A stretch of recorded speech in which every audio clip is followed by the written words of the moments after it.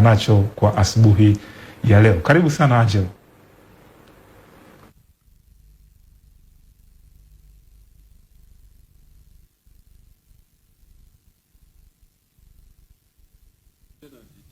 Kuna mtu ameniambia kwamba sherehe ya kitaifa ya baridi inafanyika Arusha.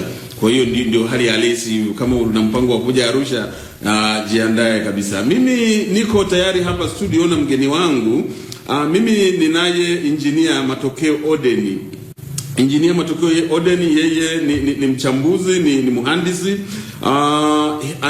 Ana mengi ya kusema na ya kueleza kuhusiana na hii miradi ya kimkakati kwa ujumla wake, ambayo inaendelea, imeasisiwa na bado inaendelea, lakini angalau kwa kiwango kikubwa, tukiwa leo tunagusia zaidi upande wa reli hii ya kati ya SGR. Karibu sana engineer.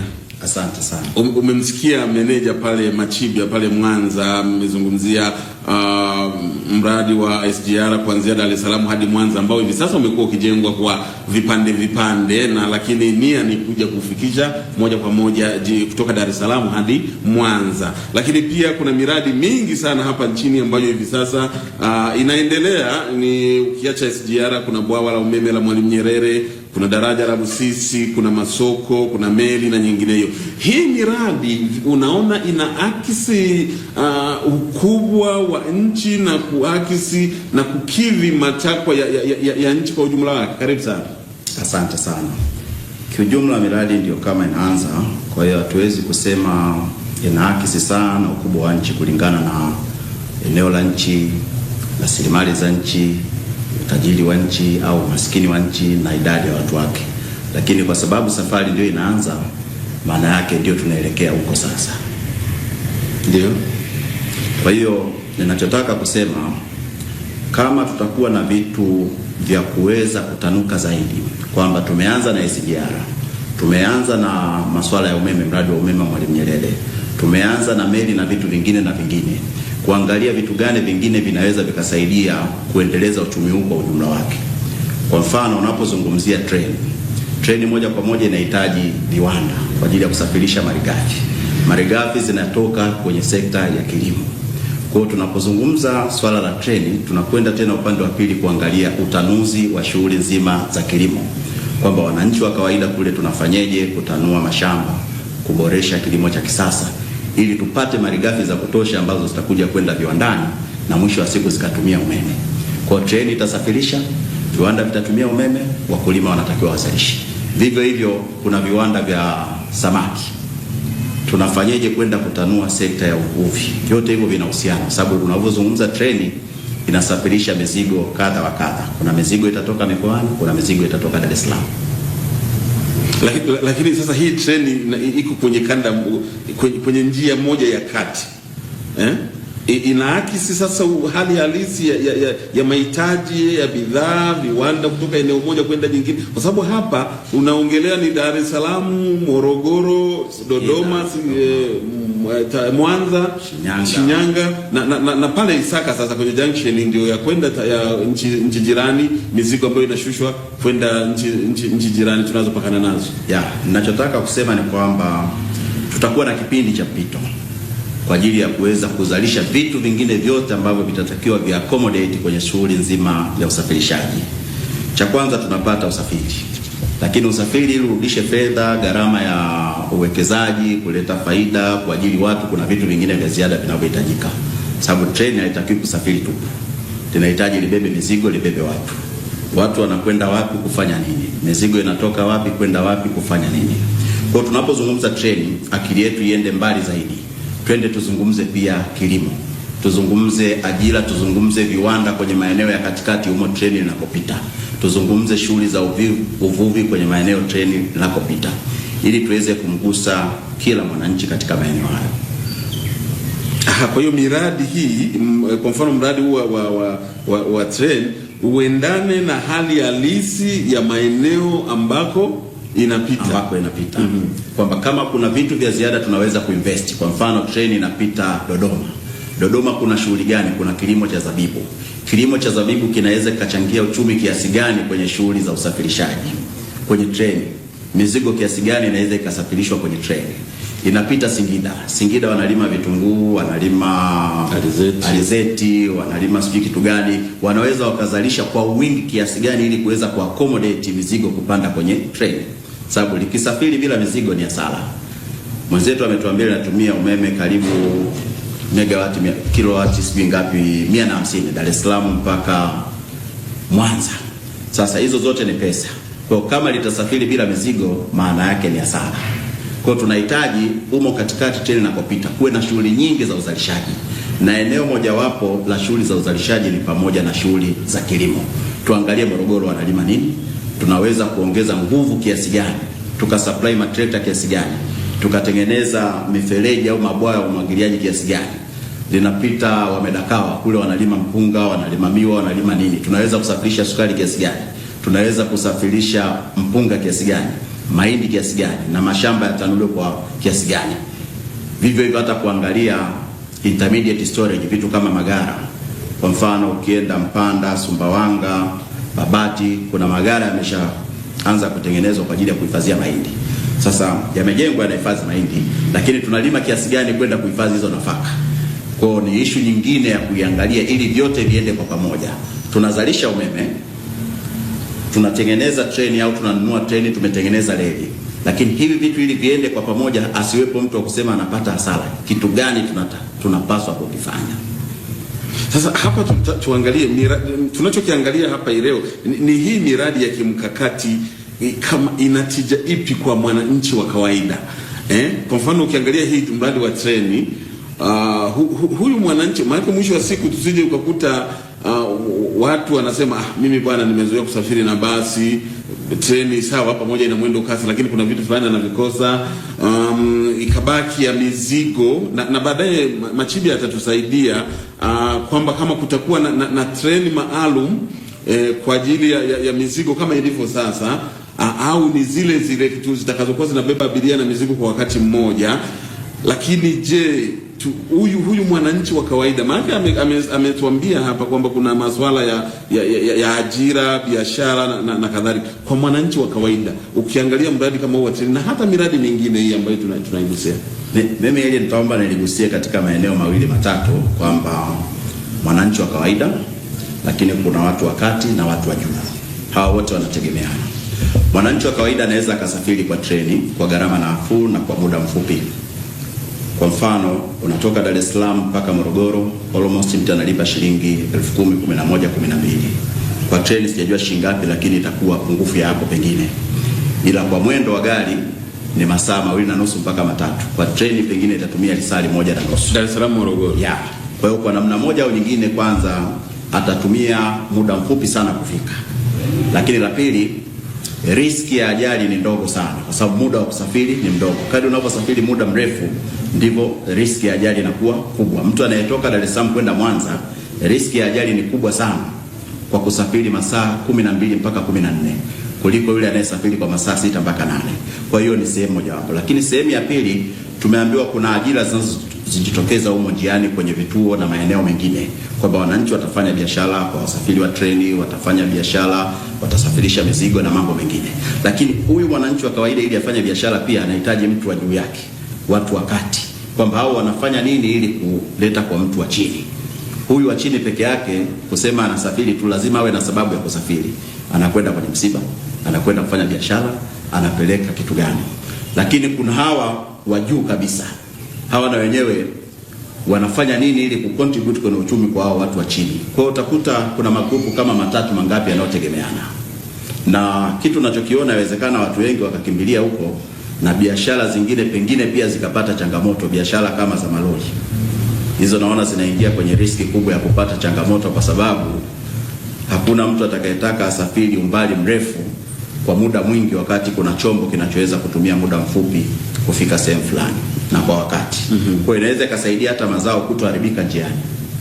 Mazao kama nyanya yanahitaji muda mfupi sana kutoka kwa mzalishaji kwenda sokoni. Sasa kwa sababu tunaangalia miradi ya kimkakati kwa jumla wake, hebu tuweke pembeni kidogo kwa hili swala la SGR. Tuangalie mradi kama mradi ule wa umeme sasa wa bwawa la Mwalimu Nyerere, kama umeme utapatikana wa kutosha kwa upande wa manufaa yake, kutakuwa na watu watakao kufanya kazi kwenye viwanda. Sasa nini kinachotakiwa kufanyika? Maana juzi hapa nilikuwa namwambia mtu kwamba sawa, ukiangalia mara nyingi speeches za waziri wa nishati Dr. Kalemani anataja idadi ya vijiji ambavyo hadi kufikia mwaka kesho vitakuwa vimekwisha pata umeme, na hadi sasa tayari vimekwisha pata umeme. Lakini swala ni kwamba issue ni wananchi kupata umeme kwa ajili ipi? Kwa ajili ya mwanga, kwa ajili ya kuchaji simu, na vitu vingine, kwa ajili ya kuangalia TV. Je, inawasaidiaje kiuchumi? Hii the same cases ni same kama ni ina apply sawa na hii ya SGR. Umeme kiujumla una matumizi mengi sana. Kuna matumizi ya kibiashara na kuna matumizi ya kawaida ya nyumbani. Matumizi ya kawaida ya nyumbani ni kama taa, usalama, uhifadhi wa chakula kupitia mafriji, TV na mambo kama hayo, kuchaji na simu. Matumizi ya kibiashara ambayo ni muhimu sana ni kulenga matumizi makubwa yanayohitaji umeme mwingi. Kwa mfano, viwanda. Sasa kama kutakuwa na ujenzi na upanuzi wa viwanda vingi na kufufua viwanda vilivyokufa, hususan ambavyo viko along hiyo barabara ya train, kwamba kutakuwa na ongezeko la uchumi. Kwa nini? Utakapokuwa na viwanda vingi utahitaji umeme mwingi sana, na utahitaji uajiri watu, na utahitaji uzalishe sana. Kwa utakuta ongezeko la umeme linaweza likaenda moja kwa moja kwenye ongezeko la ajira kupitia watu watakaoajiriwa viwandani, watu watakaopanua mashamba, lakini pia itategemea mtazamo wa uwezeshaji wa serikali. Kwamba tumepata sasa umeme wa kutosha, tunafanya nini kuongeza viwanda? Tunafanya nini kuboresha viwanda vilivyopo? Tunafanya nini kutanua viwanda vilivyopo? Tunafanya nini kufufua viwanda vilivyopo? Tunafanya nini kuanzisha viwanda vipya? Lakini pia umeme, ukiangalia mradi wa Mwalimu Nyerere wanasema utazalisha megawati zaidi ya 2115. Kwa matumizi ya nchi yawezekana ukawa ni umeme mwingi sana. Tunatakiwa tuangalie mbali sana, hata mahusiano yetu na nchi za jirani, ili tuweze kuwauzia umeme huko, kuboresha miundombinu na mambo kama hayo. Kwa hiyo tusilenge tu kwa matumizi ya ndani. Wakati tunafikiria kuongeza viwanda, kujenga viwanda na vitu kama hivyo, ambavyo moja kwa moja kuna watu watakuwa wajasiriamali na kuna watu watahitaji kuajiriwa. Sio watu wote wanaweza wakafanya biashara, sio watu wote wanaweza wakawa wakulima. Wengine wanakwenda kwenye sekta rasmi za ajira kwa maana ya kuajiriwa. Kwa hiyo focus pia kuboresha mahusiano zaidi na mataifa yanayotuzunguka ili kuweza kuwauzia umeme utakaokuwa wa ziada. Maana mwisho wa siku kuna gharama za matengenezo ya njia za umeme, kuna gharama za kulipa wafanyakazi, kuna gharama za kulipa pengine pesa au mikopo iliyotumika kujenga hiyo bwawa la umeme. Engineer wa Tanzania ni kama sasa hivi wameadvance katika masuala ya biashara, lakini changamoto bado inabaki ile ya soko.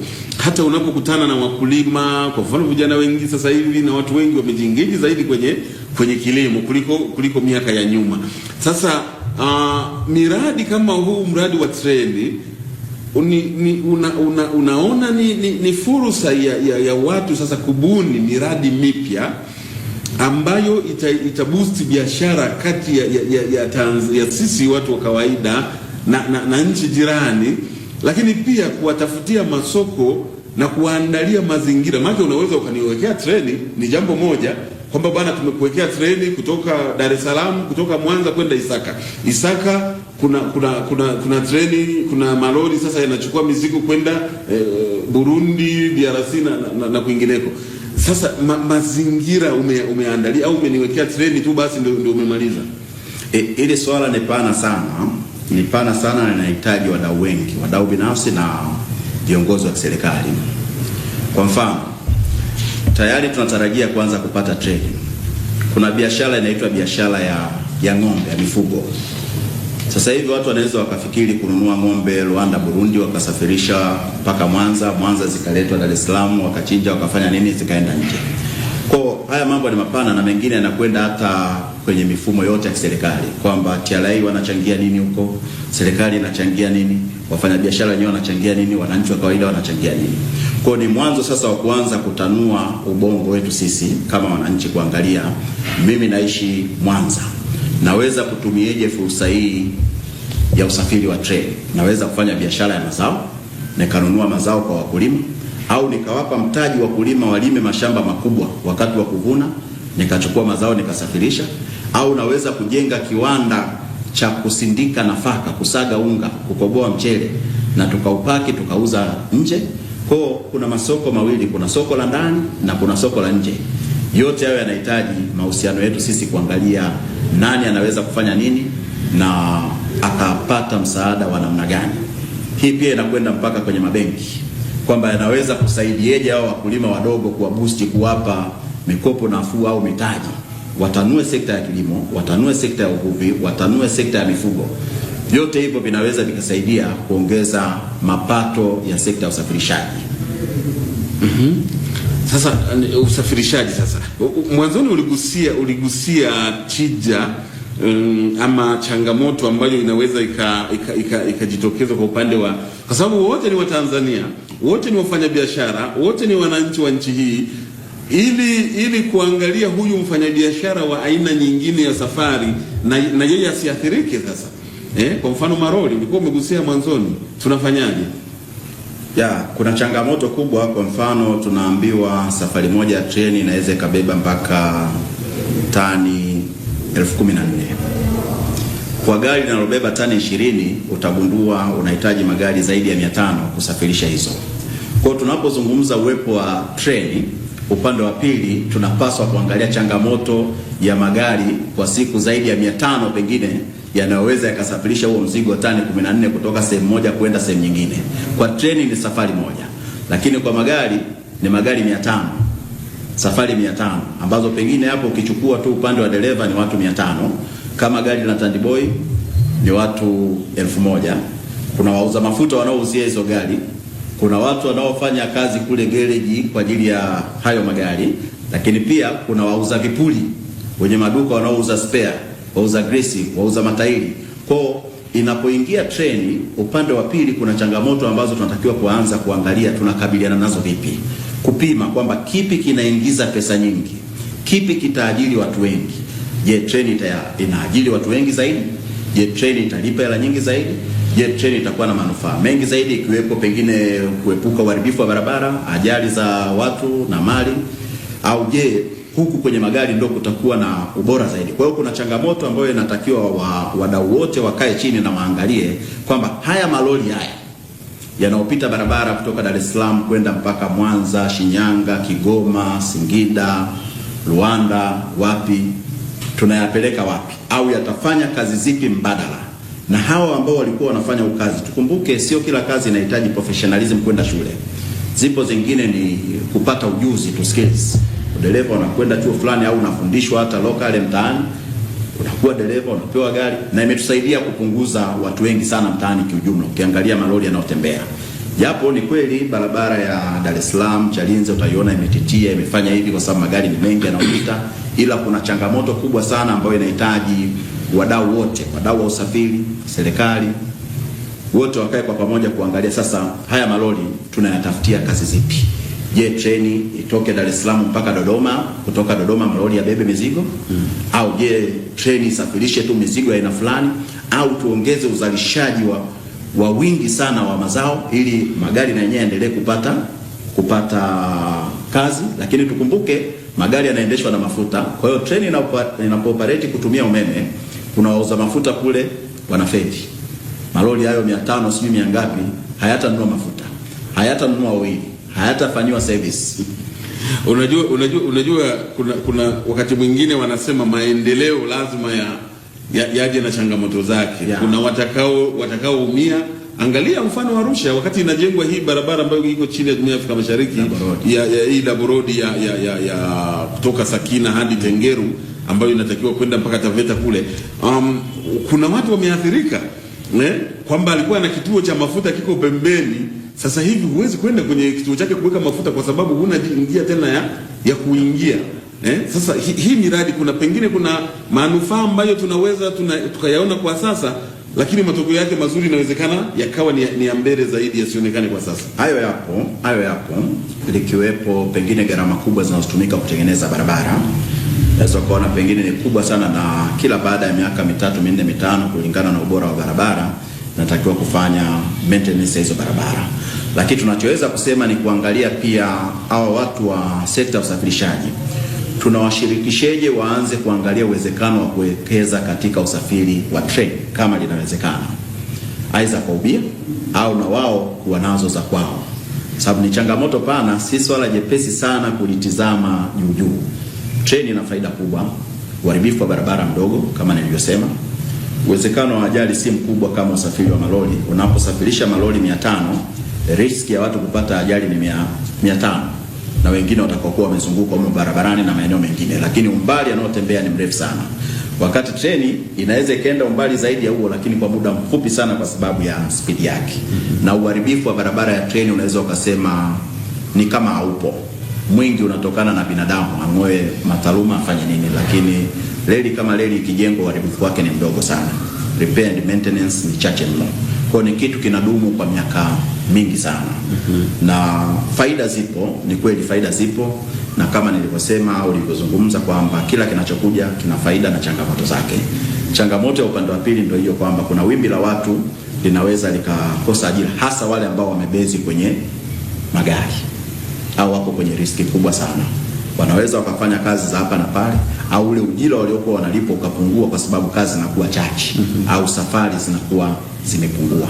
Kwa kitu tunachoweza kusema, tunaweza tukafanya uwekezaji mbadala, kwamba badala ya kujiengage zaidi kwenye usafiri huo wa malori, so watu tunakwenda kuanza kutumia treni na kazi zitapungua, tutanue sekta za kilimo, tutanue sekta za uvuvi, tutanue sekta zingine ambazo tunaweza tukafanya diversification of the economy, kwamba badala ya uchumi kuwa tu katika eneo moja, tukajenga viwanda vingi huko. Huyu dereva anaweza kwenda kuajiriwa kiwandani, tukaongeza viwanda kwamba ukikosa huku unakwenda huku. Kwa tuangalie uwezekano wa kufungua viwanda vingi sana, kwa sababu hilo treni litahitaji libebe mizigo. Wako wachumi ambao ukizungumza nao wanakwambia maeneo ambayo serikali kwa miaka mingi ilijaribu kufanya biashara ilifeli, na ndio maana viwanda vingi vilivyoanzishwa na Mwalimu Nyerere vingi vilikolapsi, na baadaye Mheshimiwa Mkapa hayati alipokuja akaona isiwe shida kwa sababu serikali imefeli kuendesha kufanya biashara, akabinafsisha. Sasa wapo wanauchumi wanaosema sawa, mradi wa treni na miradi mingine ni mzuri sana, lakini baada ya kukamilisha sasa, ili uende ufanikiwe kibiashara, ukabidhiwe kwa sekta binafsi ili uweze kwenda vizuri kibiashara, badala ya serikali kuendesha wenyewe, na serikali inaweza kubaki kama mbia na mshauri, na ikawa yenyewe inapokea pesa, inapokea kodi na tozo nyingine. Unasemaje? Mimi hili naliunga mkono kwa 100%, kwa sababu ukiangalia wawekezaji binafsi, wafanya biashara, hakuna mfanya biashara anayelenga kupata hasara. Kwa akili yake usiku mchana inawaza nini nifanye ili nipate faida. Serikali inaweza ikawa na mipango mizuri sana, lakini kuna maeneo inafeli katika swala zima la usimamizi. Mtu binafsi kwa mfano, kuna watu wanamiliki viwanda, wakina Marehemu Mengi wana viwanda, matajiri wengi tu wana viwanda, wakina Mo Dewji, wakina nani, wako makini. Kuna maeneo wanahitaji teknolojia kutoka nje, wataileta kwa wakati. Kuna maeneo wanataka wataalamu, wanaweza wakawasomesha wenyewe au wanaweza wakawaimport kutoka nje. Kuna continuous training, kuna vitu vingi sana. Kwa hiyo utaona usimamizi wa hawa matajiri binafsi katika biashara zao wengi una ufanisi mkubwa sana kuliko usimamizi unaofanywa na serikali. Serikali iwe kama watchdog, awe mbia, na wawepo wabia binafsi ambao sasa ataona kwamba nikicheza hapa mimi napata hasara. Na hilo liende mbali, serikali ikiamua kuwa na treni zake, kama wataona inafaa kuruhusu sekta binafsi wanaweza kuleta treni, walete treni. Kama wapo watu wanamiliki helikopta, wanamiliki ndege na wanafanya shughuli za usafiri na mambo yanakwenda. Na tunaona wakati mwingine utaona shughuli za serikali za usafirishaji upande wa ndege kuna wakati zinatikisika au zinarudi nyuma au naambiwa zimepata hasara, lakini huku binafsi utasikia watu wanakwenda. Kwa hiyo kwa mimi mtazamo wangu, kama kuna matajiri waliweza kuwekeza katika sekta ya usafiri, wapo wenye mabasi, wapo wenye ndege, wapo wenye meli, wapo wenye boti. Kwa nini tusihamasishe sekta binafsi hiyo pia ikaweka ili waweze kukompeti, na pia italeta ushindani. Wewe unaposema bei yako shilingi 100,000 kusafirisha tani moja kutoka Dar es Salaam kwenda Mwanza, mwenzao atasema mimi ni 80,000. Pale watu watakwenda, lazima msuguane ili kwenda mbele. Kama kutakuwa hakuna msuguano ya hivyo, ushindani wa kibiashara, hatuwezi kwenda, mtu atabweteka tu. Kama bei za ndege zilishuka zenyewe automatically. Kumbuke treni tunaambiwa inatumia umeme. Sasa treni moja tu au 2-3 za serikali kutumia umeme, ziwepo na zingine pia za kutumia umeme ili waendelee kuuza umeme. Umeme unaotarajia kuzalishwa ni mwingi sana. Kwa utahitaji matumizi mengi ya umeme kwenye viwanda, kwenye matreni na vitu vingine vyote vinaweza kutumia umeme, hata kuleta magari yanayotumia umeme ikiwezekana. Tutumie muda kuangalia wasomi wa Kitanzania, ubunifu, uthubutu ambao wasomi wa Kitanzania wamekuwa wakifanya. Tunaambiwa wakati mwingine umekuwa unabaki tu kwenye vitabu tu, lakini ama kwenye nadharia, lakini mara nyingi hauendi kwenye vitendo, na wakati mwingine unabaki tu huku pengine kwenye sekta binafsi. Sasa tunaona mradi kama huu wa treni umekwenda sawa, sio jitu jipya. Wenzetu kwa duniani walioendelea wana treni zaidi ya hizi ambazo tunajenga sisi, lakini nyie wasomi kama wewe engineer, ni vitu gani vingine vya ziada ambavyo unaona mnaweza mkabuni ili tuweze kupata miradi mingine zaidi na kuongeza ajira kwa Watanzania ambao bado swala la ajira linaendelea kuwa kizungumkuti? Wasomi wa Tanzania wengi kwanza tulilenga au walilenga ajira rasmi za kuajiriwa, na elimu yetu utaiona iko hivyo. Haikumwandaa sana mtu kwenda kujiajiri, haikumwandaa sana mtu kwenda kuwa mbunifu. Lakini kwa sasa nafikiri tayari tumeweza kuona changamoto. Kuna mmiliki wa mabasi ya Upendo, kama umesikia hivi karibuni, ameweza kutengeneza basi. Sijajua malighafi za kutengeneza basi ametoa wapi, lakini mtu kama yule sasa tunatakiwa kwenda kuzungumza naye. Serikali iende zungumze naye kwamba umefanyaje ukaweza kutengeneza basi, lina uimara kiasi gani, tumelipakia watu wangapi, linaweza kubeba mizigo mingapi, kwenda kwa spidi ngapi, umetumia muda gani kutengeneza, umetumia gharama kiasi gani kutengeneza. Sasa tunapoona kwamba hii inalipa, pale ndo sehemu ya kwanza kuweka nguvu, badala ya kuendelea kuagiza magari kutoka China. Mtu kama yule mmiliki wa mabasi ya Upendo sasa ambia, bwana wewe tukuongeze nguvu, weka kiwanda hapa Kibaha, weka kiwanda Mwanza, na kulazimisha miundombinu ya watu kununua hapo, provided tumeona kwamba haya magari ni salama kwa matumizi ya barabara zetu, ni salama kwa matumizi ya watu wetu, kwamba hayawezi kuleta ajali ambazo zinatokana na manufacturers default, ubovu wa matengenezo kwa ujumla wake. Kwa watu kama wale sasa wasomi wanatakiwa wakae nao, maana swala la shule ni jambo jingine, ujuzi ni jambo jingine, na uzoefu ni combination ya hivyo vitu, kwamba huyu mtu amepata elimu, huyu amepata ujuzi, hebu tuchanganye huyu mwenye elimu na huyu mwenye ujuzi. Sasa elimu zetu kwa sehemu kubwa zimekuwa za kinadharia, na wakati mwingine unachosoma sicho unachokwenda kukifanya huko mtaani kwenye field. Ni vitu viwili tofauti. Na jingine ambalo lina drive haya mambo kwenda kombo, pengine ni maslahi kulingana na hali ya maisha kiujumla ilivyo. Lakini kwa sasa niseme tumepata pa kuanzia. Kama mwenzetu ameweza kutengeneza basi, maana yake kuna vichwa vingi vinaweza kufanya. Wasomi wetu waende pale wakajifunze. Twende pale tukajifunze kwamba huyu amefanya nini mpaka akafanya. Maana sehemu kubwa wa Tanzania tumekuwa tukifanya lower production, uzalishaji wa kawaida wa chini, ila mwenzetu amekwenda mbali zaidi. Kwa mimi naona kuna fursa nyingine iko hapo.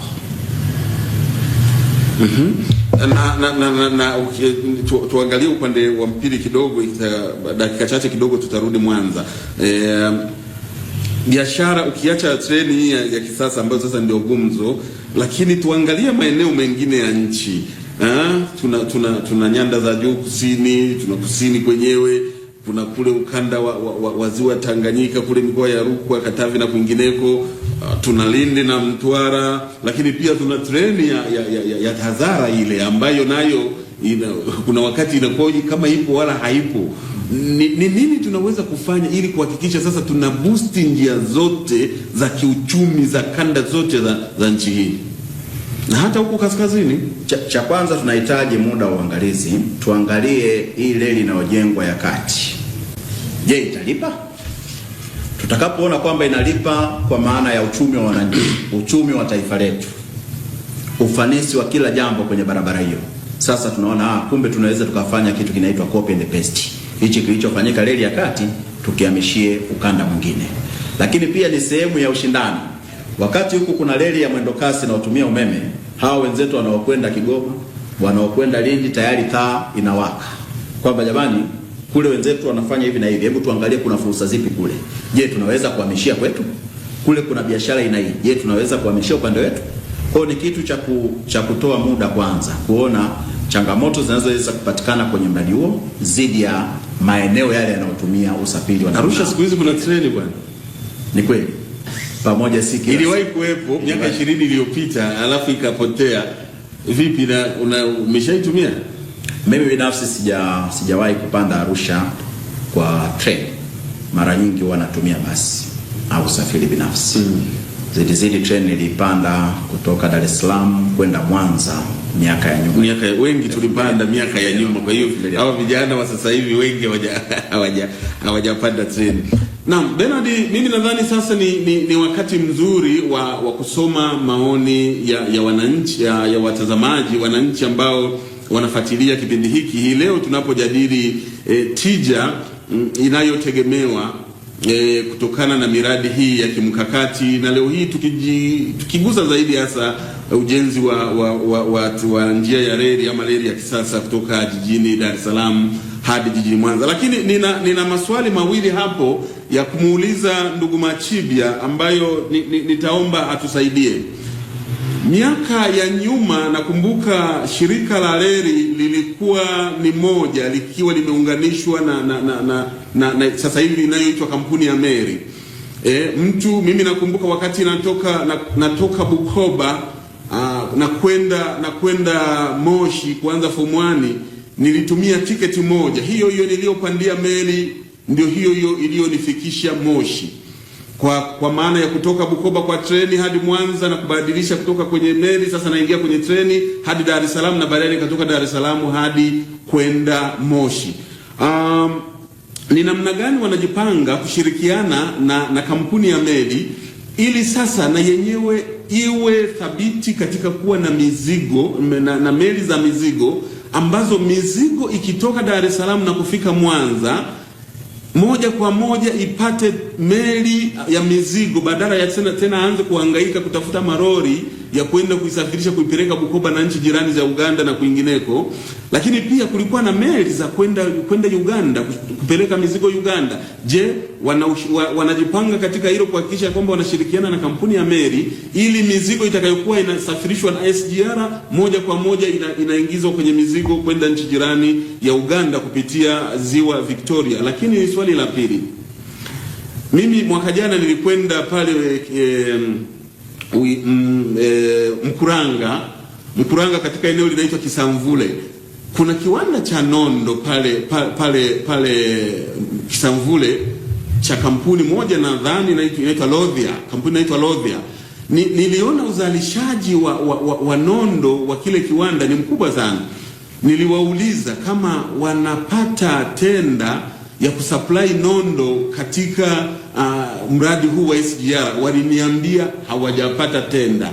Walijaribu lakini hawakupata, na nondo zote zinazotumika zinatoka nje. Sasa nataka atusaidie, ni kwa nini hawawasaidia wao wawekezaji wa ndani ili kutumia malighafi zao ambazo zinapatikana hapa nchini, kama hivi viwanda vya nondo ambavyo vina nondo zinazalishwa, na nondo tunajua ndio zinazohitajika kuliko kitu kingine chochote katika ujenzi wa hii reli ya kisasa. Kwako Bernard.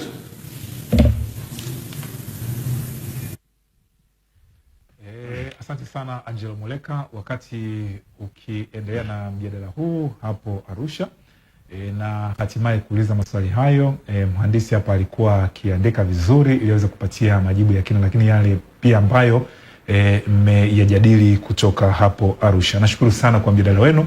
Na mtazamaji, ni saa 2 na dakika 32. Tunasonga mbele na kipindi cha Tuongea Asubuhi, miradi ya kimkakati na tija yake. Na leo tumeanza na ujenzi wa reli ya kisasa SGR. Kadri tunavyosonga mbele tutakuja